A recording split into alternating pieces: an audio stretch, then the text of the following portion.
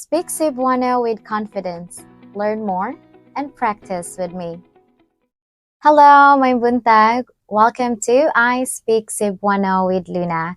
Today we're going to learn the different ways to ask Unsa imong pangan? What is your name? And how to answer it. Unsa imong pangalan? What is your name? Unsa means what, imong means your, and pangalan means name. The word pangalan has three short forms and are commonly used by many Bisaya Cebuano speakers. The short forms of pangalan are pangan, pangan, ngalan, ngalan, and ngan, ngan. Unsa imong pangalan? Unsa imong pangalan? Unsa imong pangan? Unsa imong pangan? Unsa imong ngalan?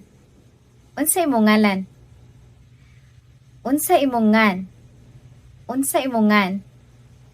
Now that we know the different short forms of the word pangalan, let's take a look at the different ways to ask unsa imong pangalan. Number 1. Unsa plus ang plus imong plus the word pangalan. You may choose the word pangalan, pangan, ngan, or ngalan. It doesn't matter. Number 2. Unsa plus imong plus the word pangalan. This is a short version of number 1. Number 3. Unsay plus imong plus the word pangalan. This is another short version of number 1. Number 4. Unsa plus di plus ang or no ang plus imong plus the word pangan. Unsa di ang imong pangan? Unsa di ang imong pangan? Or unsa di imong pangan? Unsa di imong pangan? Di means so in English. Therefore, unsa di imong pangalan is like saying, so, what's your name? Number 5. Unsa plus pud plus di plus ang or no ang plus imong plus the word pangalan. The word pud means also or to in English. So, unsa pud di ang imong pangalan means so, what is your name too? And lastly, number 6. Unsa plus the word pangalan plus the word nimo. Nimo means you, not your, so it isn't followed by any noun like the possessive adjective imo. So we say imong pangalan, imong higala, imong bag. But we don't say nimong pangalan, nimong bag, and nimong higala. We don't put a noun after the word nimo. Now, let's take a look at the 6 ways to say, what is your name in Wengaw? Number 1. Unsa ang imong pangalan? Number 2. Unsa imong pangalan? Number 3. Unsay imong pangan?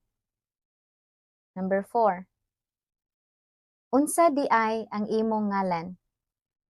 Or, unsa di ang imong ngan? Number 5. Unsa po di ang imong ngan? Or, unsa po di imong ngalan? And lastly, number 6.